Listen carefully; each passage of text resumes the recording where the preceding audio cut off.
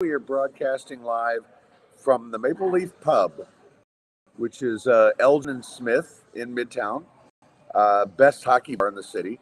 And if you want to come here and watch some hockey, this is a place to do it, especially when your team can't hit an empty net or bounces it off the post when you need one goal to go over like last night. But great place. We do our Wednesday night poker games here. And just one of my favorite places to hang out. And Sean and Olivia, the owners, are great people. So I was talking to Sean last night and said, you know what? Going to come do the show here tomorrow. And so a little minute or two behind. Took me way too long to get a freaking Uber. I had to go like Uber X because the regular Uber was going to take 15 minutes. I'm like, what the hell? So I don't know what's going on with that. But welcome in Chuck, Flip, B. Hannon, and most importantly, welcome in the great AJ Hoffman. What's up, brother? Hello, Freddie. Uber X, you fancy son of a gun. Look at you. Yeah, it cost me, it's a $5 Uber trip normally, right? It's $15 for Uber X. Come on, man. I mean, you've become very wealthy, Fred. That's what matters. Not yet, but I'm really close. We had some good news on one of our businesses this week. So first of the year, man, I'm coming out to Vegas. I was actually talking to Roger about this last night because he's going out to Reno for Super Bowl week. And I'm thinking I'll come out and spend like the early part of the week in Vegas and hang out with you, and then go up to Reno and hang out with him for a few days. I don't want to be awesome, in Vegas for the Super Bowl. Yeah. But I don't blame you. Although, if you could survive F1 out there, I don't think the Super Bowl is going to be worse. Might not be that bad. No, you're right. Yeah, it's that was a wild week having that out there. I'm glad that all the construction and stuff is done. That's what made me happy about it. It's over. Well, I remember people saying, "Oh, can Vegas handle a Super Bowl?" And it was like, Vegas can handle anything. Yeah, there's nothing Vegas can't handle. Are you kidding me? I think we were out there for a fight when they had some convention with 300,000 people at the same time, and it was still just Vegas. Yeah, it doesn't matter. That's what the city was built for. Was built for people who don't live here to come here. That's the whole point of the place. Yeah, and where you live, you can just laugh at them from there. Yep, so I just point. I live actually like kind of up on a mountain that looks into the valley. And you can see everything, but you're far enough from it that it's like, don't have to be there. I only go downtown, like to old downtown once a week to put in contest picks. And then I go to the Strip when I want to have a nice meal. Like that's pretty much it. Other than that, I avoid the hubbub of things. So it's a simple life down here in good old Henderson, Nevada. So how's your contest going? We're not gonna cash. I have a partner on it and top 20 cash, and we're like, it's the last week this week, and I think if we went 7-0 this week, we would finish like 22nd, 23rd. So just trying to finish respectably. I wish. The reason we did the contest was like RJ wanted me to have some sort of contest for college football stuff. And I've had a good college football season, but my NFL's just been money this year. So on the pod, the Dream Pod that we do every Wednesday night, I do 5 picks a week. We all do 5 picks a week. I'm 66% on the season, which is just absurd. That should get you top 20. Except we've been putting in so many college picks that it kind of messed things up. So if I'd just done my NFL picks, I'd be at the top of the money. Fezzik, who is right now in 3rd place in circa millions, where first prize is like, $1 million.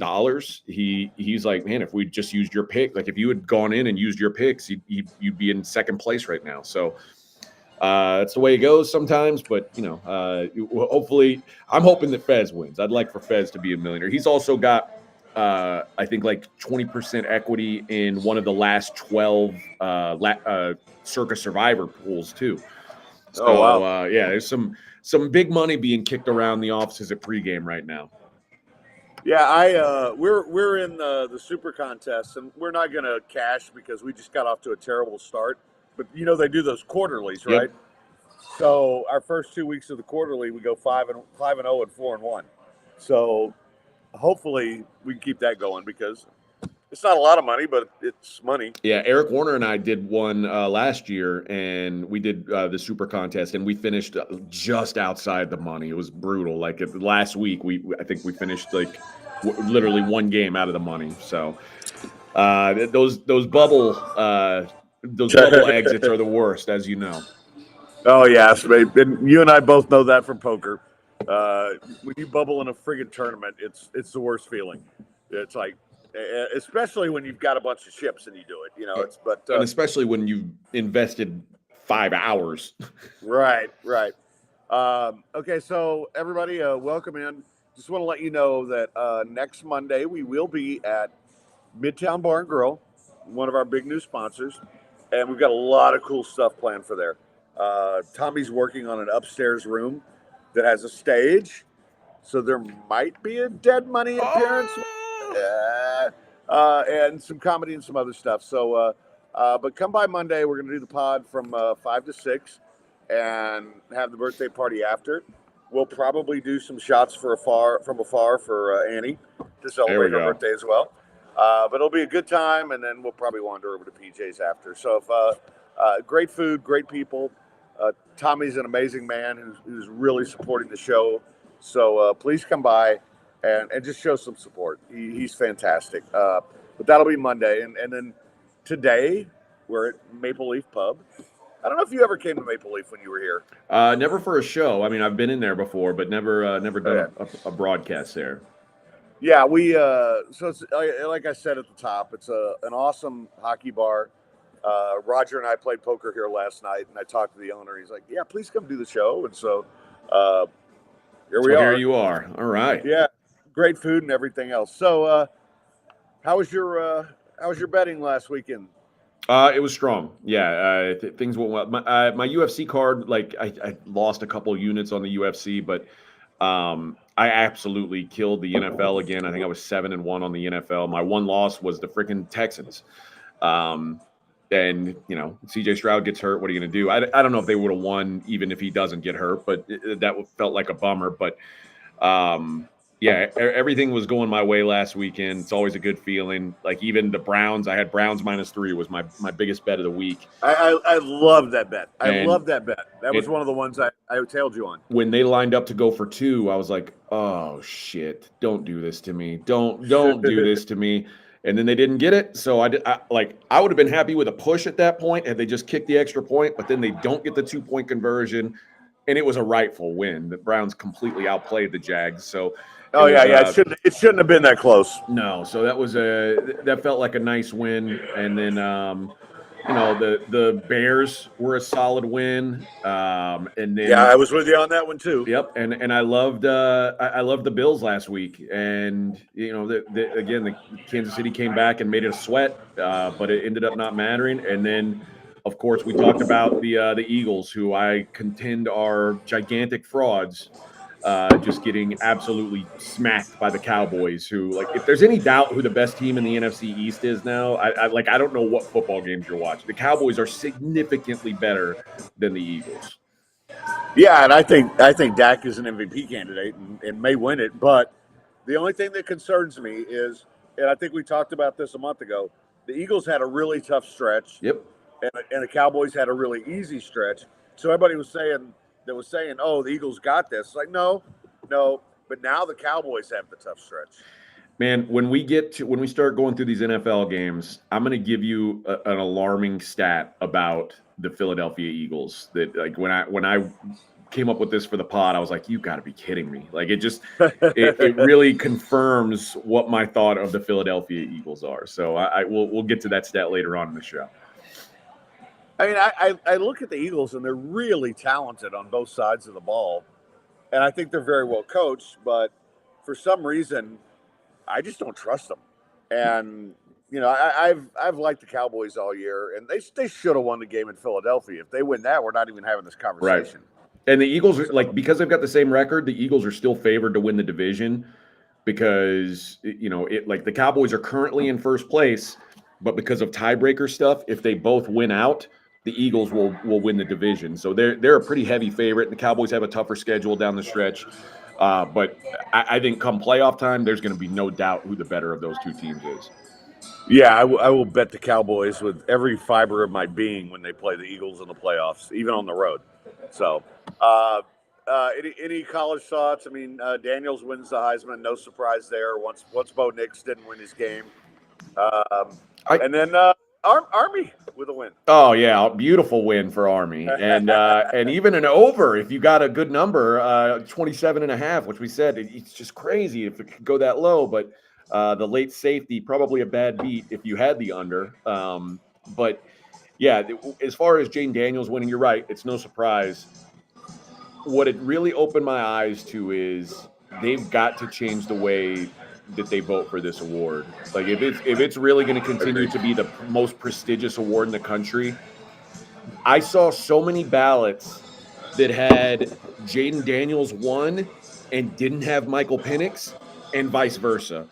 And all they're doing, what the hell? Yeah. They're the only reason they do it is if you vote your guy one and you don't vote the real competition 2 or 3, they don't get any points for that because you get points for second, points for third, and it's like it's just kind of rigging the competition. It was really disappointing to see a lot of those ballots, and it wasn't just Jaden Daniels ballots that left off Penix. Penix ballots left off Jaden Daniels, which I didn't understand. Like what? Listen, I see reason, and I've made it clear.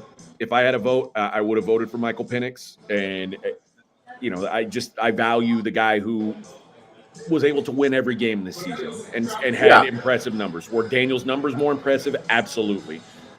But in the big games, he didn't show up.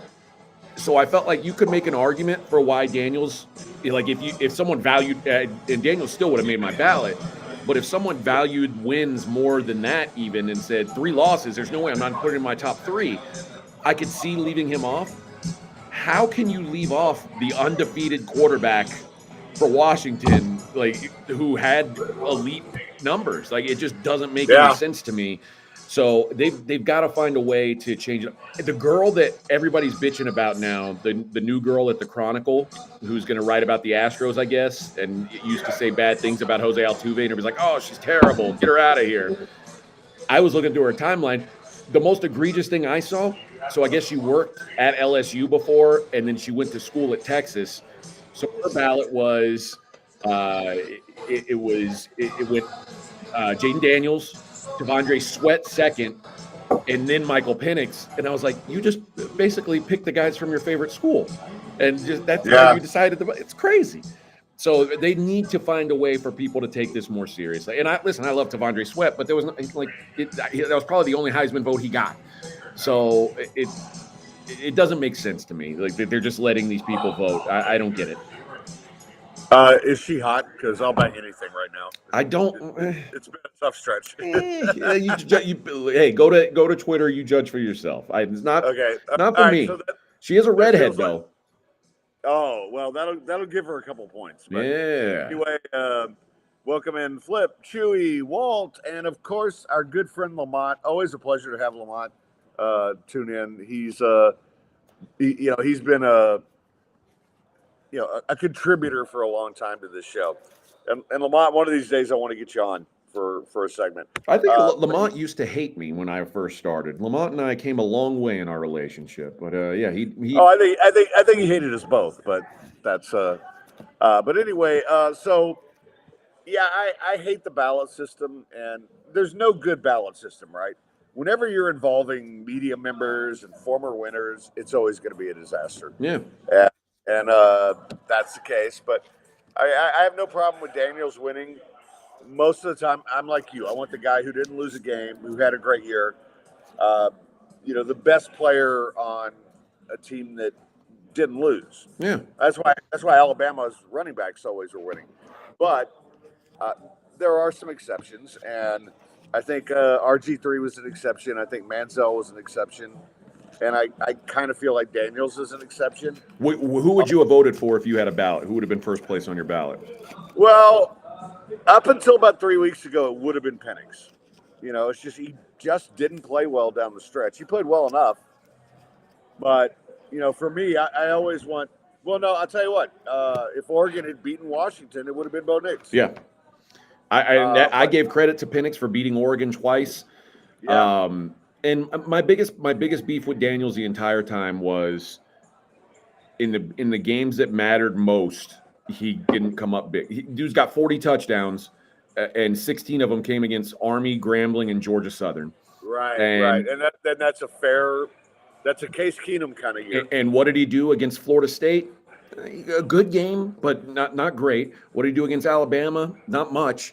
So like when the competition was at its peak, he played at a lower level, which that's something you don't want to see. But again, he played well, but he wasn't elite. Yeah, and that's the thing. I mean, Penix was elite against Oregon twice. Yeah. Bo Nix was elite against Washington twice. Yeah. But yeah, it's hard for me to make a case for Bo because once they lose that second game, and they really. Washington really dominated that game. Yeah, no doubt. And I was kind of torn on that one because at that point I was like, Bo Nix is the Heisman. Bo Nix is going to be the Heisman. And right. There's people who complain about he throws behind the line of scrimmage and stuff like that, and it's true. Like it's not like explosive plays. But on the other hand, I had a Washington to win the Pac-12 ticket from the preseason. Oh, so did I. So I was I was kind of hoping that it didn't go that way. But I went 5 for 5 on picking the winners of the Power 5 conferences preseason, and I had SMU to win the AAC. So it was a very good preseason projecting who was going to win these conferences. Well, nice job, buddy. So, all right, I got to show this off before we move on to the NFL. Birthday present. A friend of mine got me a Husky hoodie. Doesn't look like my Husky, but it is a chick magnet. Like I've worn it twice, and both times, like, oh, that looks so cool. I'm like, man, I'm gonna wear this. I'm gonna wear this 24/7. And you know, of course, I do the. Oh, I have a Husky. Oh, there's one at my house. Yeah. You want to come see her? Because she's the ultimate chick magnet. But, yeah, so as we get to the end of the year and now that all my business stuff is about to blow up, I'm like, yeah, I got to get back into women. It's going to happen. We'll see. Not guys. Well, although beggars can't be choosers. Hey, I've been told by one of my neighbors I'm a gay 8, so the standards in the gay community have gone down drastically. It feels. Apparently, yeah. I mean, because I'm a hard 4 otherwise, but it's, and I have found that women think I'm harmless because I live in the Montrose. Oh, you must be gay. I'm like, no. But anyway, man, let's get to some NFL stuff because, boy, there's some interesting games tonight or this week. The one tonight's not interesting, but God, no. God, this is a horror show. I do like the Raiders though. Tell me why I'm wrong. I don't think you're wrong, and I don't like the Raiders, but there's no way to back the Chargers here. I mean, you talk about a team who's absolutely just rolled over and quit. I mean, obviously, you had the loss last week basically eliminated you from having any real chance of the playoffs. But also, Justin Herbert broke his finger on his throwing hand, and he's got to have surgery. I mean, Keenan Allen. The idea that Keenan Allen, who's a tough dude, no doubt. But the Keenan Allen announced on, I think, Monday that he wasn't playing on Thursday night. That lets you know. Like, if this were a game where they still had something meaningful on the line, Keenan Allen would have at least he would have been a game time decision. Right. They don't want anything to do with this anymore. The only guy who cares, there's 2 guys who care right now. One is Brandon Staley, and he should probably stop caring because if they win the rest of their games this season, he's fired. He's fired. And Austin Eckler, who's playing for a contract next season and actually has something to play for. Nobody else cares. This Chargers team is dead. It's crazy because they've got a lot of talent. This is a giant bust of a season for a team that had the kind of talent that they do. But to me, it's a statement on Brandon Staley as a head coach. Like, how you can have one of the 7 or 8 best quarterbacks in the world and still be this is beyond me. I don't get it. Well, and I'll ask you this because when we both agree on something, we're not like way wrong very often. Why were we so wrong about the Chargers? Because I know both of us like them to start the season. Yeah, I mean, because the talent is there. And Yeah. when you see these teams that have a star quarterback, I mean, look around the league right now. How many teams have star quarterbacks? There's like 5 or 6. Well, look how many are on backups right now. Right. That's what I'm saying. Like, so when you Joe Flacco is a goddamn star, is a backup quarterback. So when you go into the season and you say, "Oh, well, they've got Justin Herbert, who's one of the 6 or 7 best quarterbacks in the world," those are the teams that everybody likes. I don't think it was just you and I who were wrong about it. I mean, there's people who thought that maybe the Chargers were. I don't know many people that didn't think the Chargers were a playoff team. I'll put it that way.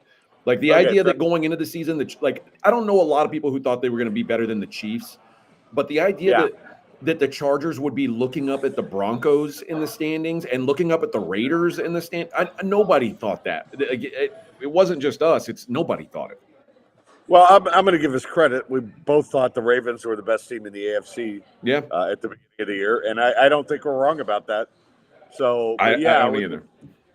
But yeah, with the Chargers and I don't know what it is, man. I've always thought, and they beat my ass all year, right? I stopped. I had to get out of it. I was like, I'm not doing this anymore. Yeah. You can't trick me with these numbers. All right. Saturday, 3 games. Yeah. Minnesota and Cincinnati. I actually have an angle on this I like. I just want to hear your thoughts first. I like Minnesota, and here's why. This is come on, man. We're supposed to argue about this. I like Minnesota too. I'm sorry. Yeah, I think for me, it mostly boils down to when you consider both these teams are on backup quarterbacks. I think there's been a gross overreaction to the amount of love for Jake Browning. I mean, has he looked good so far? Sure, but so did Josh Dobbs for a few games, and then he turned into Josh Dobbs. Now he's got a banged up Jamar Chase. And so let's just say you've got questions about these backup quarterbacks, both of them. We don't know how good Mullins is going to be either. But what we do know is the Vikings defense is way better than the Bengals. And coming into the season, the thought was the Vikings have a terrible defense. How can they be any good? They are 6th in DVOA on defense. I mean, they've been incredible since week 4. They're the number 1 team in EPA on defense. And you've got a guy in Flores who is going to throw a lot of exotic blitzes out at Jake Browning. Anytime an inexperienced quarterback has to see unique looks, I'm interested in fading them. So I think you've got a much better coaching staff, a much better defense, and you've got 3 points in a backup of question mark quarterbacks. So I like the Vikings +3. Well, it's funny because we both loved Jake Browning in college, right? Sure. I mean, but yeah, and the thing is, people are getting enough tape now to figure out that he doesn't go more than 2 reads. You know, if you watch him, and people are going to figure that out, and he's going to have a game where he will Levis it and those 4 interceptions. Well, and the people who are like, "Oh, he's based no drop off from Joe Burrow," like that's crazy. The look ahead on this game was Bengals +1.5. And now it's Bengals -3. Like, did Jake Browning turn into Superman over the week? I didn't see that. So I just there's no way I can back the Bengals here. No, all right. I agree with you 100%. And Flea says we need an old school knockdown, drag out disagreement fight between you and me. When it comes to gambling, we're usually on the same page. You will talk me out of shit, and I will talk you out of shit. But realistically, stuff like this, man, I'm with you 100%, and I'm not going to apologize for that. Sorry, guys. We don't work enough. We don't work together enough to have these big fights anymore. We were spending too much time together back then. It's funny. I was talking to a friend of mine last night that I was playing poker with, who was a big fan of our show, and he's like, "You guys really didn't seem to like each other." I'm like, "Did you really listen?" I mean, I would move anywhere to work with AJ again. Give me a fucking break. Yeah. He's like, "Yeah, but you guys would argue about stuff." It's like, yes, we argued as friends, and we respected each other, and we didn't. I mean, we had a couple where maybe it got ugly, but for the most part, it was like we knew we could do that. Yeah. And you can't do that, not even on radio, not even in America anymore. You can't have those fucking conversations. And, and we always, what do we always say? Like, okay, and I'll tell this story real quick. First show we did was pretty awful. And then AJ and I went to Nick's place and talked about it. And he said, hey, this is what I want to do. And I'm like, okay. And we both agreed that, you know what, we're going to disagree a lot, but it's never going to be personal. Yeah. And we did that for 12 years. And yeah. I think one of the things that we talked about at the beginning was, let's not take ourselves so seriously. Like, if you're not taking yourself super seriously and I'm not taking myself super seriously, we're never going to, it's not going to hurt our feelings. We're here to have fun. We're here to put on a show and entertain. There's going to be ball busting.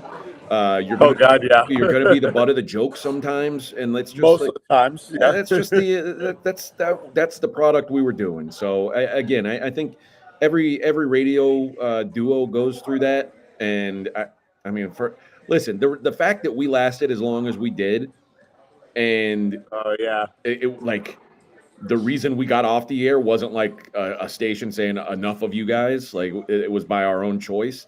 That doesn't happen. So I would say that Fred and I got along better than 90% of radio shows get along.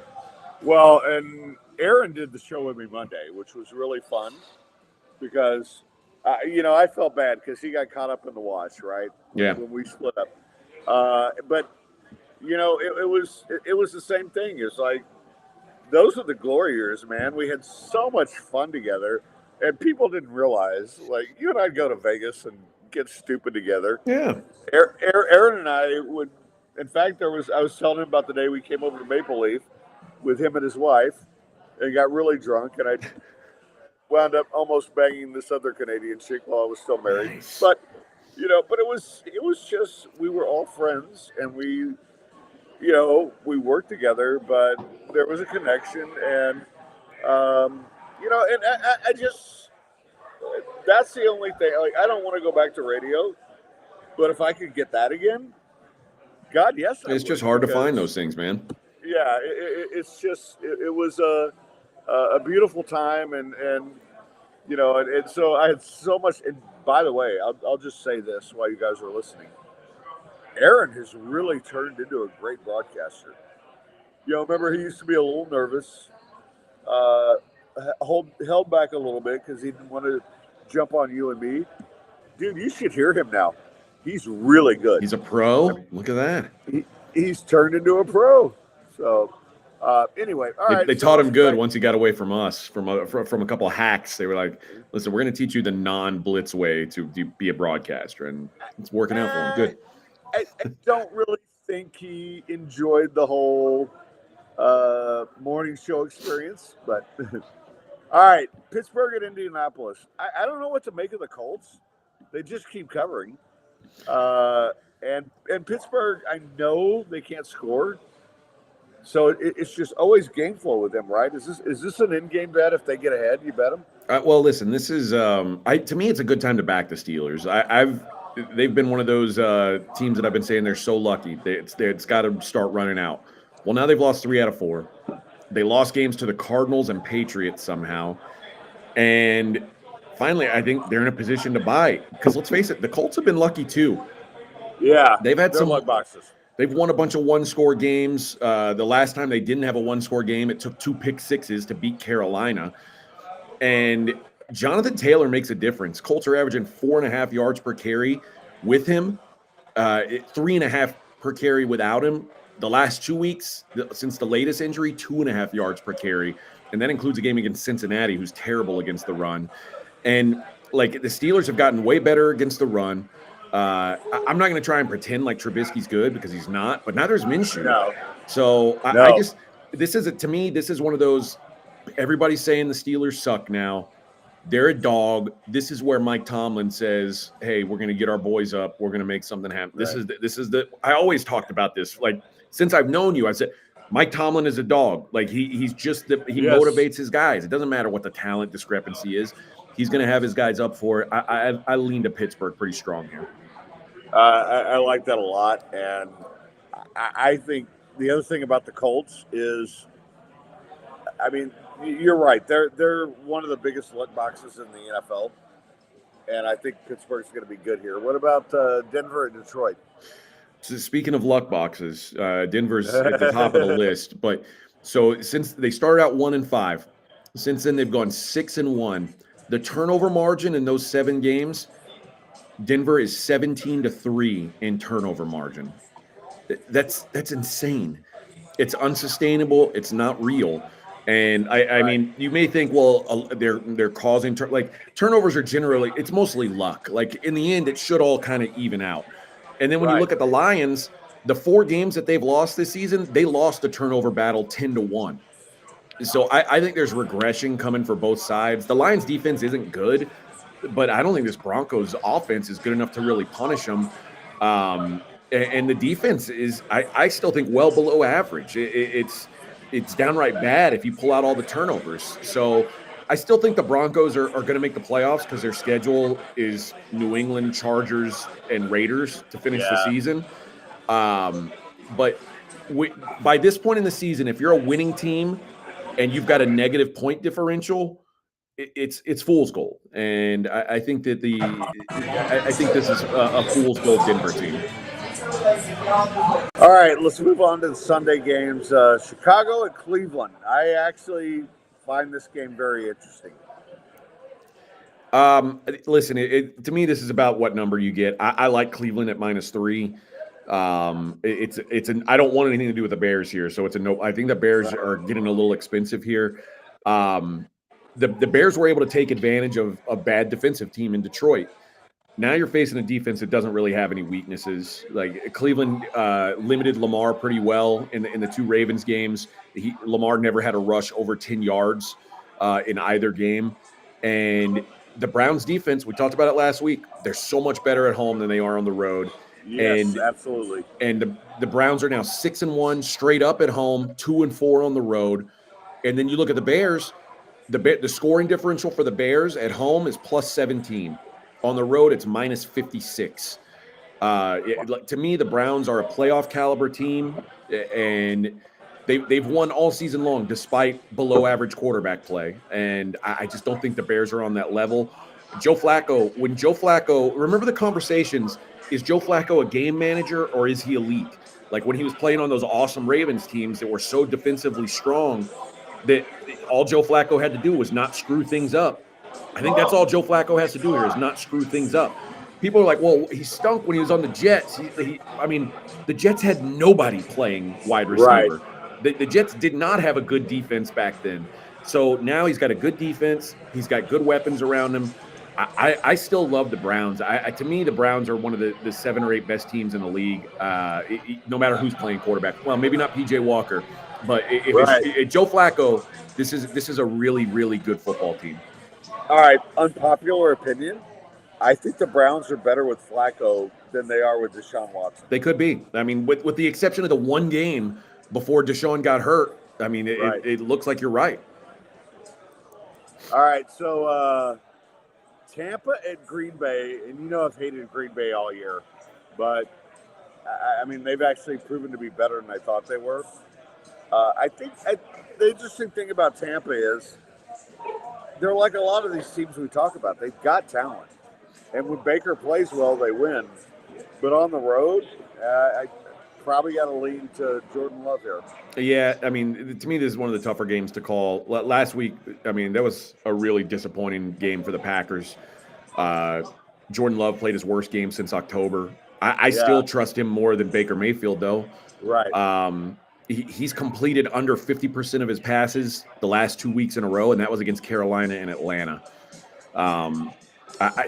We're looking at temps in the 30s, which just makes me lean to Green Bay. You're talking about a Florida team going up and playing in the 30s. I just don't trust either team right now, so it's going to end up being a pass for me.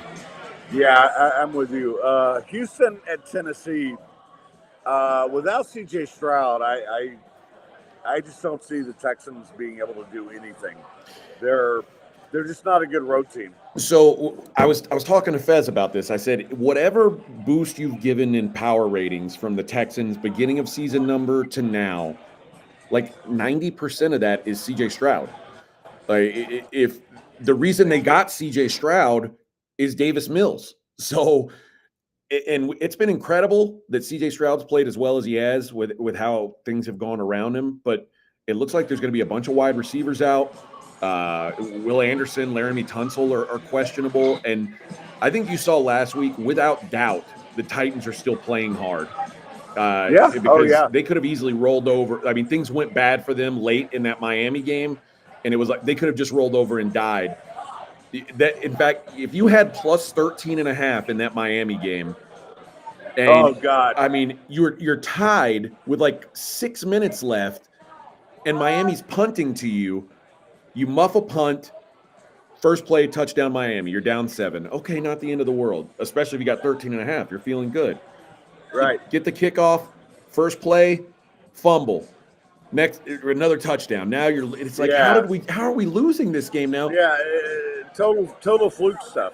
But then Miami didn't score a single offensive touchdown, or if you take those two away, those turnovers that led directly to points, their first touchdown came on a pick six. So all their points came directly off turnovers. Their offense was sputtering. Like, Tennessee's playing hard. And I think especially against the Texans, you're going to see a good effort from them. I like the Titans here too, especially under 3.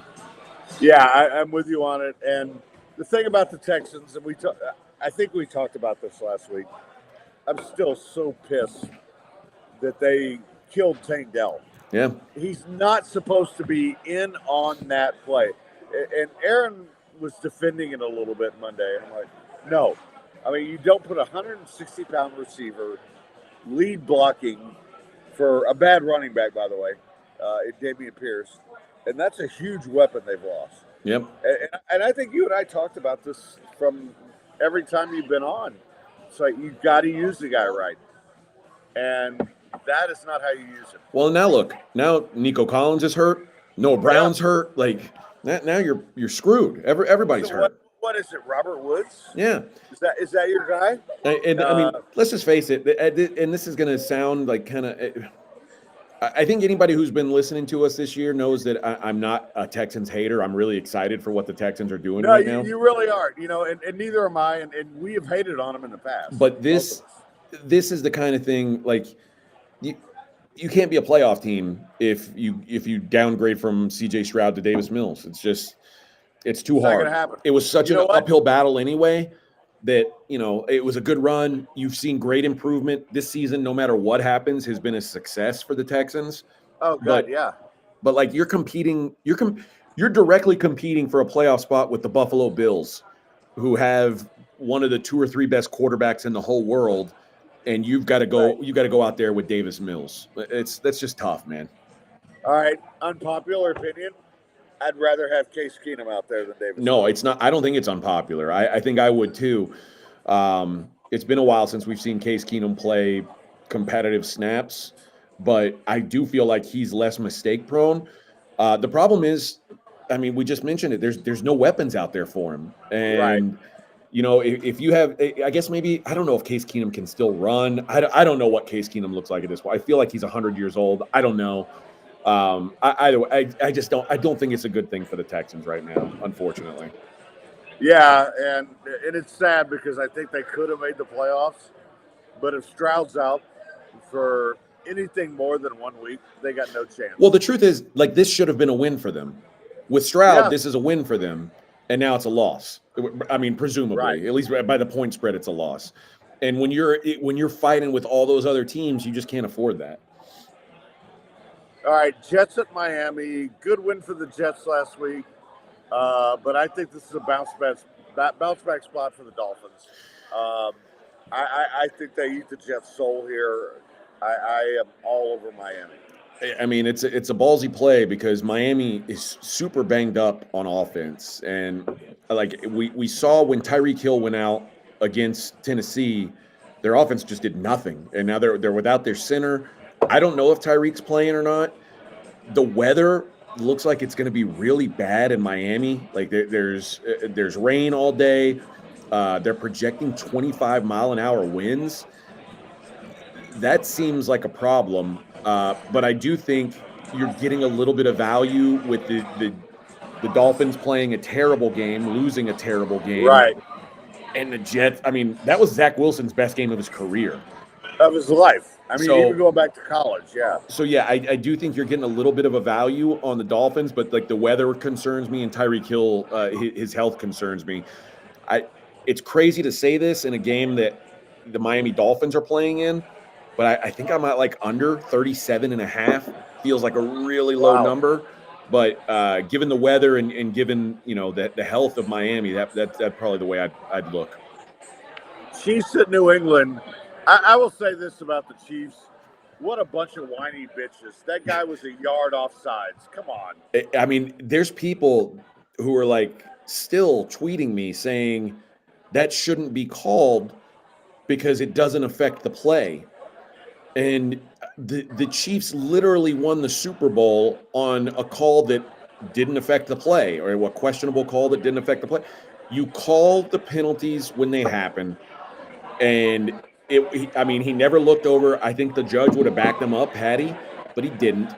And he was up at this point so egregiously offsides, his foot was past the football. He was a yard past the line of scrimmage. The neutral zone is the football. The length of the football is the neutral zone. Technically, the only person allowed in the neutral zone is the center. He can have his hand and his helmet in the neutral zone. Why can't they just say we have a dumbass receiver who can't catch a ball, who can't run a route, and then lines up a yard offsides on the one play all year where he's done something? I think Andy Reid the next day kind of came around to that. Like, he realized that maybe he didn't handle it the best. Patrick Mahomes, he was still very adamant about it. It's very weird how they're dying on this hill. But it's like, dude, he wasn't in the neutral zone. He was on the Buffalo side of the neutral zone. Yeah. And they're like, I mean, if you're not going to call it, then don't make it a rule. Like, is he allowed to line up, like, on the other side of the defensive lineman? Where's the limit? Like, it's because again, this was an egregious offside. Did it affect the play? Probably not. But I mean, that's what happened. But it's hard to know. He might not have got that open. And trust me, let's say Von Miller was that far offside. Let's say he had his foot on the other side of the neutral zone, and on that same exact play, he gets knocked out of the play. So even though he was offside, he didn't affect the play. But Patrick Mahomes throws an interception. Would the Chiefs say, well, he had nothing to do with the play? Why are you going to call it? It's great. It's a penalty. It is what it is. Like, the Chiefs are an undisciplined team. Kadarius Toney's a dummy. And, like, to me, I don't feel bad for him at all. Like, it's would it have been a cool play? Yes. But it was a penalty. Yeah, he's dumber than my most recent ex-girlfriend. He's bad. Giants at New Orleans. I like the Giants here. I know New Orleans had a nice win against Carolina last week. And I know Ferdy Pacheco, I don't trust him as a quarterback. But I think this Giants team is better than it looks record-wise. Man, this feels like 6 points. This feels like I want to take the Giants. It just feels so square to take the Giants here because I don't think Tommy DeVito is suddenly good. You're buying at the absolute peak of the Giants, but also I hate the Saints. I don't think they're good at all. And I think last week wasn't really an indication of how good they are. Well, look at the box score from last week. Carolina outstatted them. I can't picture a team that I'd be like. Think about this. Carolina was plus 5.5 at New Orleans. Now the Giants are plus 6. Are the Giants worse than the Panthers? I don't know. I mean, the Giants at least have a real head coach. I think I like the Giants too. I haven't played it. I want to because I just think it's crazy for the Saints to be 6-point favorites against anyone. I mean, but they're begging us to bet the Giants. That's what it feels like. So I don't want to fall into it, but man, there's no way I'm betting the Saints. That's impossible. Right. All right, Atlanta and Carolina. I'm probably going to pass on this. Yeah, don't. There's no reason to watch it.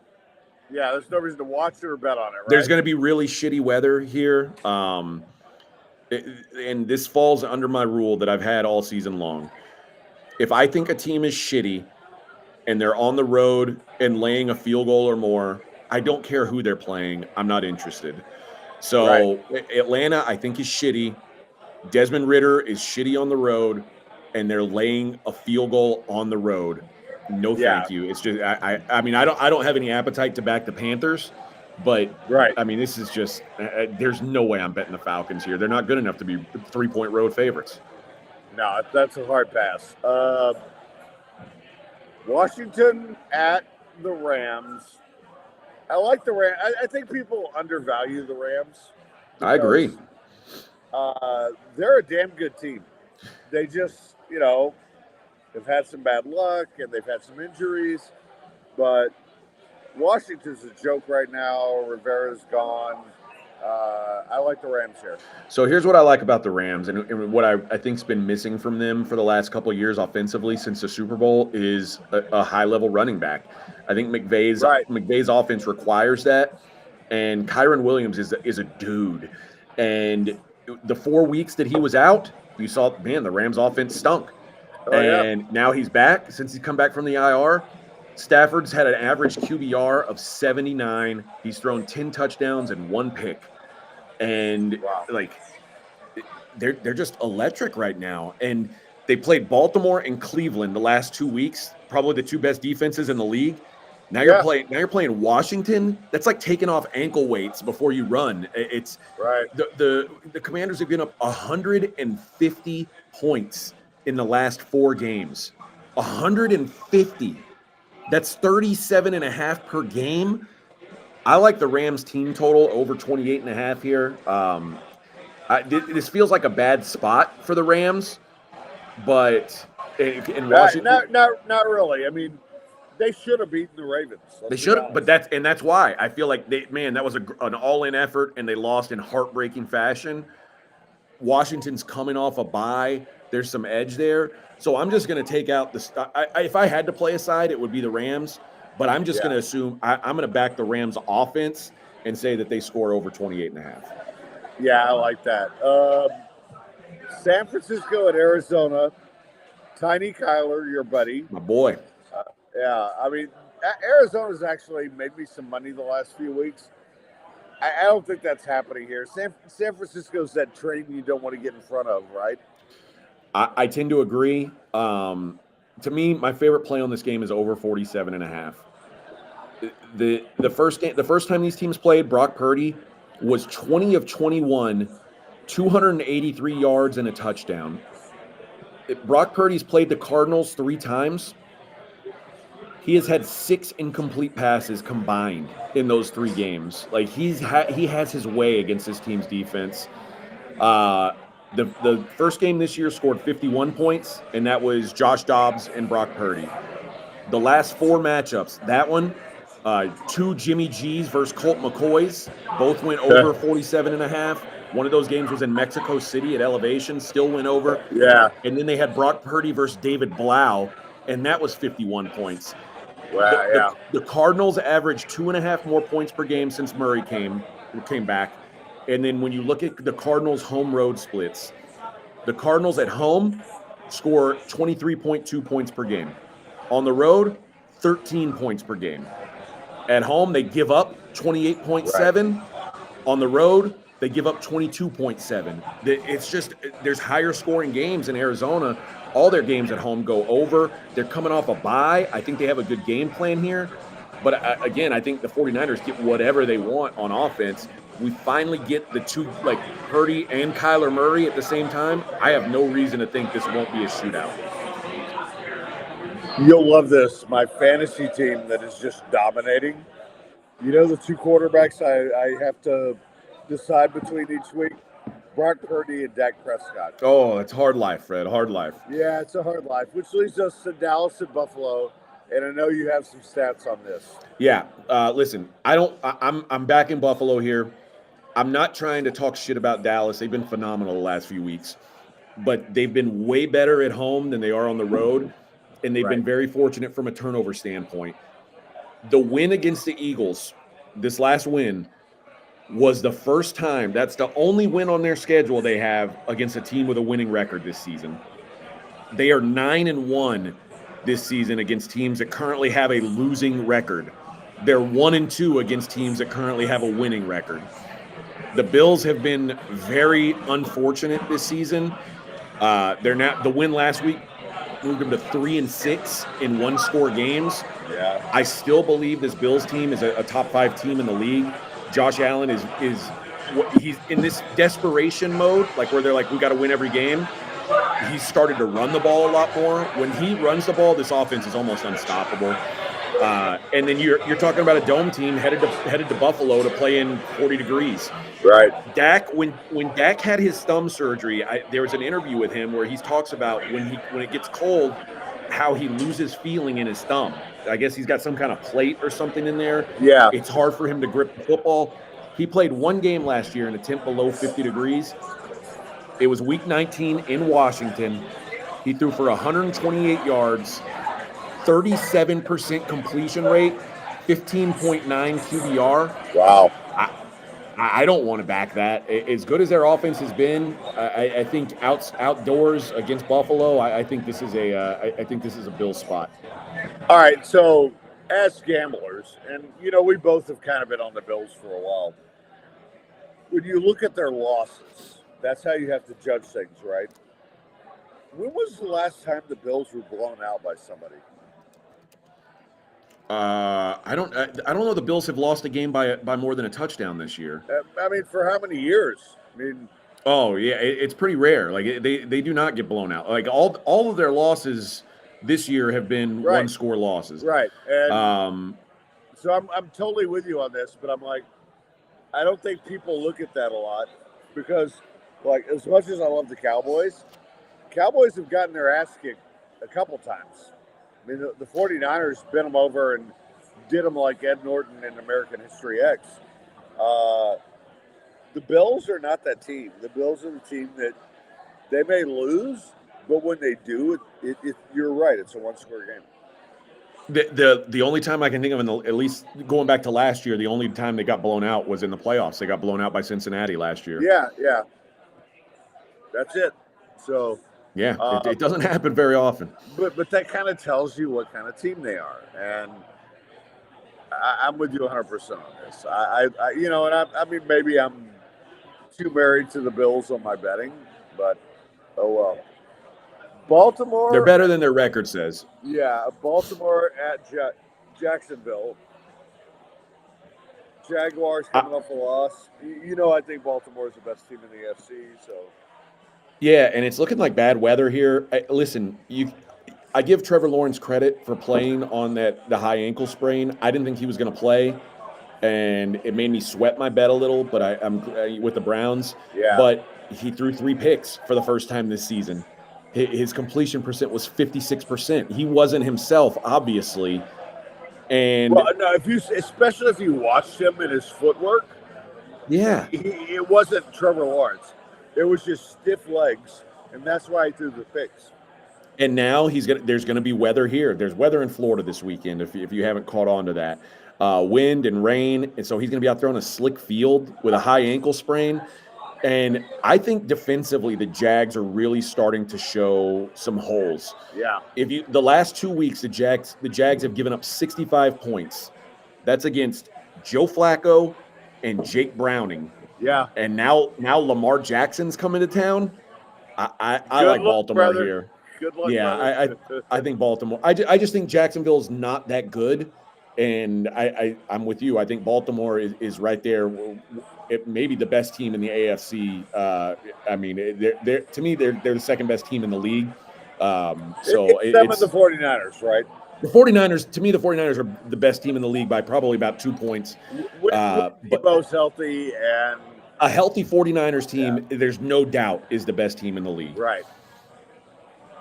But I think the Ravens can beat them when we get to the Super Bowl. We'll see. It could happen. But all right. So last game of the week, and I love the Seahawks. I like Seattle at home against Philadelphia on the Monday night. Tell me I'm wrong. Listen, I told you I was going to give you some Philly stats. All right, let's do it. first of all, they haven't touched a quarterback in the last 2 weeks. This defense that got them to the Super Bowl last year is not that good. Their secondary got absolutely exposed by Purdy and Dak, but the offense hasn't been good either. They didn't score a single touchdown against Dallas. So they are 10-3 right now, the Eagles. Their point differential is plus 21 on the season. So just for comparison, these are the other teams that are 9 or 10 win teams. Miami plus 117, Baltimore plus 143, Dallas plus 188, San Fran plus 175. Philly is plus 21. The Saints and the Vikings have better scoring differentials than the Eagles, yet the market continues to price the Eagles like they're a top 5 team. The Eagles are not a top 5 team. I'm here to tell you now. They are barely hanging in the top 10, and that's only because guys like Joe Burrow has gotten hurt. I don't believe in this Philly team. Seattle's in absolute desperation mode, and Philly's played 5 games in a row against the best teams in the league. They have to be gassed. Yeah, and exactly. While I think moving the game to Monday helps, cross-country travel doesn't. And moving the game to Monday also helps Geno Smith, who if he plays, Seattle +4 is my favorite bet of the year. If he doesn't play, I still think it's a solid bet. But if he plays, I think +4 is a gift, in my opinion. This Philly team is wildly overrated. When are we going to have a disagreement about bets again? Jesus Christ, I'm with you 100%. Sorry, Freddie. I know, but the thing is, and you and I kind of have our teams we follow, Ravens, Seahawks, that we watch really closely and use them for betting purposes. Fucking love the Seahawks here, even if you're playing quarterback. I've been anti-Philly, and the market just doesn't agree with me. For whatever reason, I think maybe they're starting to come around that Philly's not that good, but they're still not there. Like being a 4-point road favorite, there's no way they can be a 4-point road favorite. No, anything outside of field goal is a fucking gift for us, man. I agree. All right. Anyway, yeah. So I'm all over Seattle. AJ, brother, I love you. It's been a great show. Thank you so much for everything. And I know I owe you a phone call to catch up on shit. I'm sorry, but it's been a very busy week, and I get it, my man. That's life. A good week that I want to tell you everything. But man, great information as always. I just love doing Thursday shows with you. And, they're the best. And I like I said last night when I was playing poker, it was like, would you ever go back to radio? I'm like, I would go back to work with AJ in a heartbeat. And I told Aaron the same thing. It's just, I mean, I don't need it, but goddamn, that was the fucking best years of my life was doing the show with you. And no, seriously, man. And I'm not trying to, it's been a really rough year. And I'm like, when people ask me that, I'm like, God damn, I'd go back tomorrow and do this again. So, just so you know, now you're getting me emotional. Fuck you, go away. Love you, Freddie. Love you too, brother.